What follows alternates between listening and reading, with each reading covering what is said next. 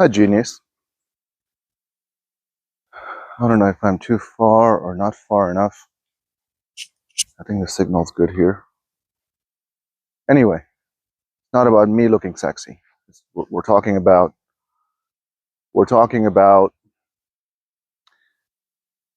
I received an email.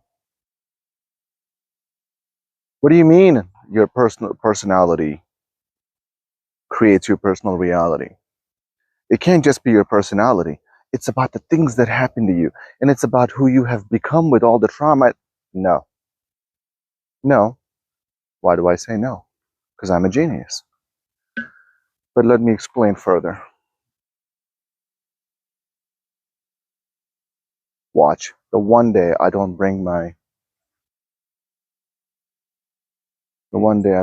out my cordless hole puncher and George runs up on me,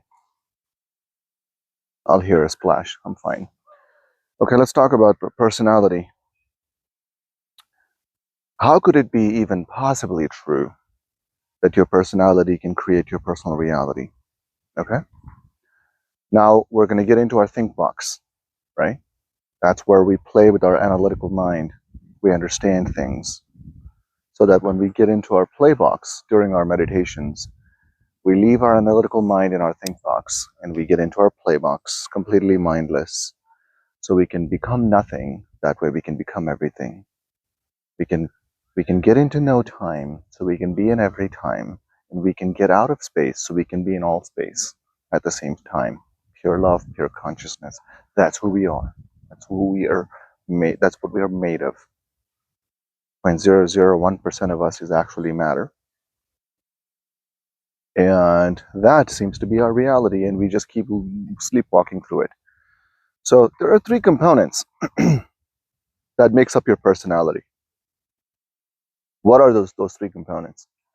It is how you think, how you act, and how you feel.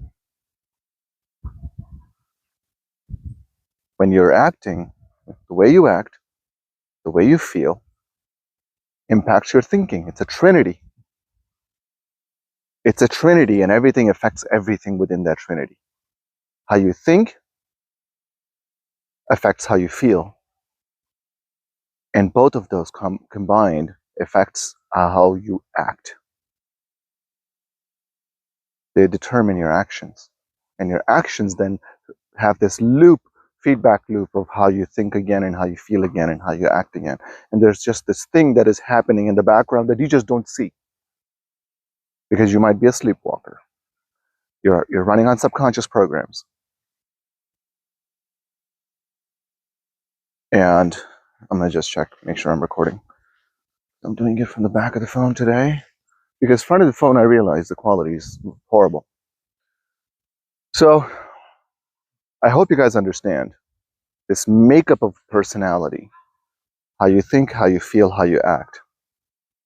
And because those three things are very powerful, they have a lot of frequency, full of energy, full of information. It affects your autonomic nervous system. It affects how your body communicates with your cells,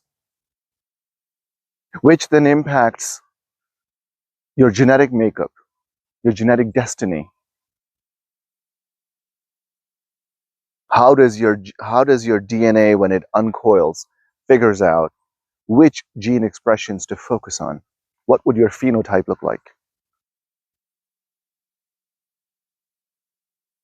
Phenotype is expressed genes, by the way.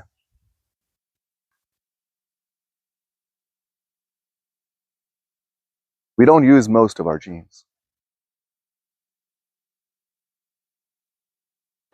This work, as you cross the river, impacts all three areas of your personality: thinking, feeling, acting. It changes you biologically and genetically and electromagnetically, the way you manage these three areas of your life. And when you can manage one, you can somehow manage the other two. This is easier than we think. I keep drumming that into you guys. This is so much easier than you think. You focus on one area, as a consequence, you heal. As a consequence, you manifest. As a consequence, you feel abundant. and whole, and in awe of life, in love with life, empowered, courageous, fearless. All of it. There's this one neighbor that sits out, looks at me when I make a video here. Curiosity has the best of her.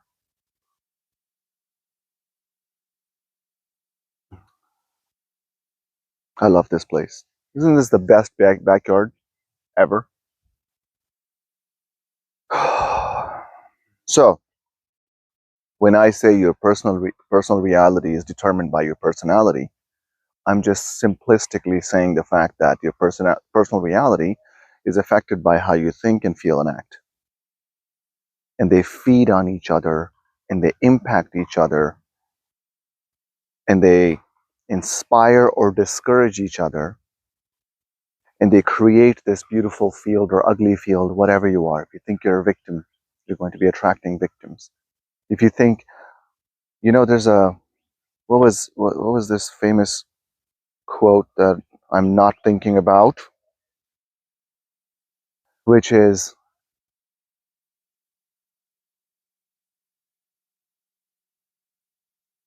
I guess, below average people blame others. Average people blame themselves. And geniuses realize, or have realized, that all blame is a game of fools. All blame is a fool's game. You can't blame other people, which is why I keep telling you guys, forgiveness is nonsense. You don't need to forgive anybody. Who do you think you are? You don't need to forgive anybody. Everybody is acting on based on the level of consciousness they have. Everybody is acting on either the system that is feeding their thinking, feeling, and acting, or they're just the subconscious programming that they have and the low vibrational frequencies that they have. They don't know any better. If they knew any better, they would be geniuses like us. And if you judge the things I'm saying, release it. Sometimes I'll say things for the sake of saying things, just to poke you in areas where your analytical mind and ego will pop up and be like, wait a minute, how dare you? That was not humility. Wait a minute. He sounds too arrogant. He sounds, well, hey, you're judging. Don't judge. I'm coming from a place of love. Why am I doing this? I could be on the beach right now, watching dolphins, running around with my puppy. I'm doing this because I love you guys. Truly, truly do.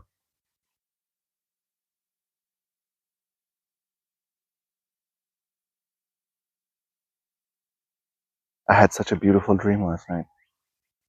I had this dream where I walked up on a stage and I had a bigger microphone like this, and I walked up with my just arms open like this, and I was smiling and laughing, and there were, I don't know, 100 people, 200 people in the room, and I was like, what should we talk about? And somebody just screamed a few things, and they mentioned a few topics, and I talked about them, and I asked some questions, and I gave some examples. It was such a wild dream. And then I came outside of the hall. No, wait. I was really tired after I was done speaking and answering questions on the stage. So I walked down the stage. There was a couch there, and I just sat on it. And there was a lady next to me, and I just put my head on her shoulder, and I was like, "Oh, it's been a long day," and I went to sleep. When I woke up, I went to sleep in my sleep. Jesus. So I woke up and I got out of the hall, and I met a whole bunch of people that I know in my life. Said hi to everybody, and then I realized I don't have my wallet.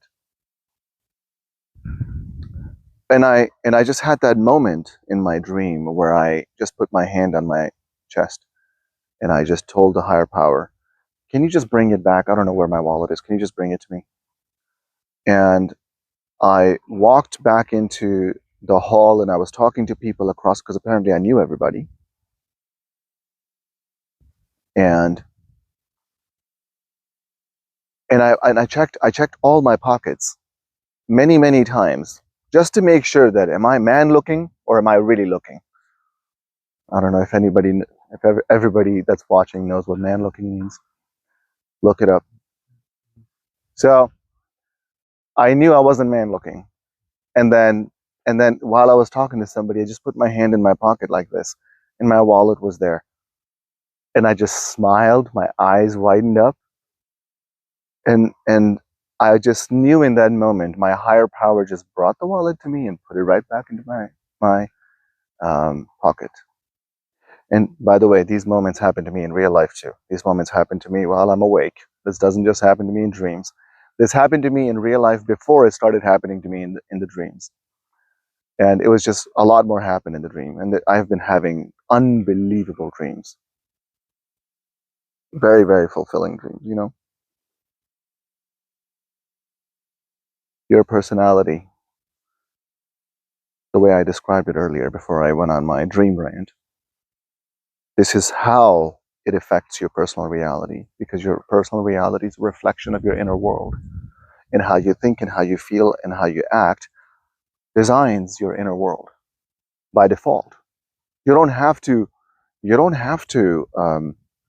create details and pick bad events for this trinity. I'm just going to call it trinity for the sake of time. That because of the trinity, and you don't want to pick your own bad events, but the trinity will pick them for you out of the quantum randomness. So if you don't create your reality, this trinity will create the reality for you. That's why the only focus you need to be having on the trinity, the triangle. I don't know if trinity is going to offend people. Let's call it a triangle. So the more you focus on the triangle, you realize that the bad events were not picked by you. And if you focus on the triangle alone, you don't even have to pick the good events.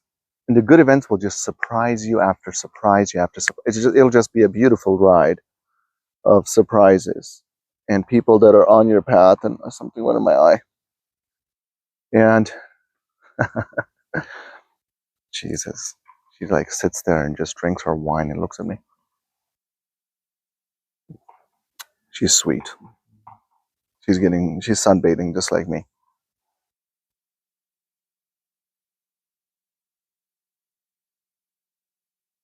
I can't wait for my ranch. It's coming. It's coming. I'm collapsing it from wave to particle.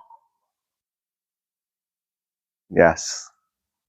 And every time I'm in deep meditation, I can see the whole detail landscape of what it looks like, all the way from the gate, the entire driveway, and different compartments of my house. And that goes back into where the water is, where my boat is on the water. Yeah. Okay, that's enough rant for today. The idea was your personal reality, for this reason, creates your personal reality. That you don't even have to pick your good events or bad events. If you focus on this triangle, how you feel, how you think, how you act, you don't have to pay attention to anything else. Everything else will happen for you. So if your baseline happiness is like 2 out of 10 because things have happened, like Shrishti Gupta, she called me, we talked yesterday, and she was looking at my examples of how to have an amazing moments and synchronicities and coincidences. And she had unbelievable, beautiful synchronicities and coincidences, and effortlessly. Things that she wasn't thinking about, things that she wasn't focused on, and it just happened and it surprised her. And she couldn't help but call me. She first sent me a message which was just full of just love and laughter and surprise and in awe of life. And then she's like, "Can I call you? I don't know what time it is in Florida, but can I call you?" Like, yes, call me. So we talked. I cannot describe the beauty that I felt in her voice for what she had experienced and how light she felt. She was making fun of her old self almost. She was feeling bad for her old self, that how she felt, how she used to feel before she started the work. You know? And then she says, it's all because of me. I love you. No, no, no, no, no. It's not because of me. I'm just hoping to be the guide that asks you, helps you, guides you to just get out of your own way, and then allow the higher power to just flow right through you and do things for you. Life doesn't have to be an effort, guys. Life can be quite effortless. You can become the busiest person you've ever met, and at the same time, you feel like you're not doing anything. And it's just all happening. I'm a pretty busy guy if I were to think about all the things that I'm doing when I look at my schedule. But I'm dancing through life. Why? How?